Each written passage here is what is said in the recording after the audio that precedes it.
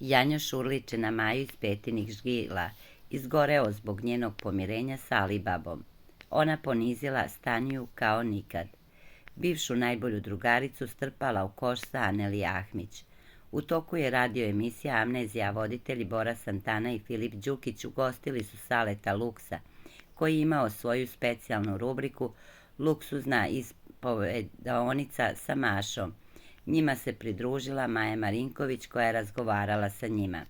Što se tiče Asmina i mene, sinoć smo razgovarali u pušionici i Uroš i ja smo se složili, kad je prva tema njihova u pitanju, da je najbolje da spustimo loptu i da se ne vređamo. On se meni izvinio po 100. put. On je meni rekao da bi me oženio, a to nije čudno jer kad imaš loše izbore, težiš ka boljem. Ja njega ne gledam na ljubavni način, ali ne bih volela da dolazi do brutalnih svađa i uvreda, rekla je Maja. Tvoj i moj odnos neće da se promeni i nemoj da se praviš pametna i da glumiš nekog igrača. Nemoj više da mi prilaziš, teraš inate i praviš probleme.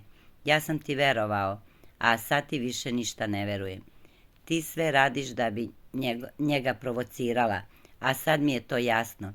Teraš inat i ovdje ćeš da napraviš haos. Ja se povlačim od druženja sa tobom, besneo je Janjoš. Verovatno su mu se vratile emocije jer sam kobna žena kad su muškarci u pitanju. Ja stojim iza svega što sam rekla. Mi ako nastavimo da se vređamo, sve može da ode u 3 lepe.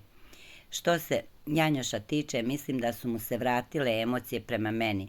Ja sam mu rekla da od ove veze nema ništa i da možemo samo da se družimo. On je pogazio svoju reč. Ja ne mogu da budem ljubomorna, jer prema njemu emocija nemam već 6 godina, nastavila je Maja.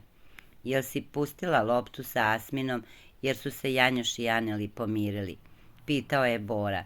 Ne, nas dvoje imamo relaciju da se mirimo i svađamo, odgovorila je Maja.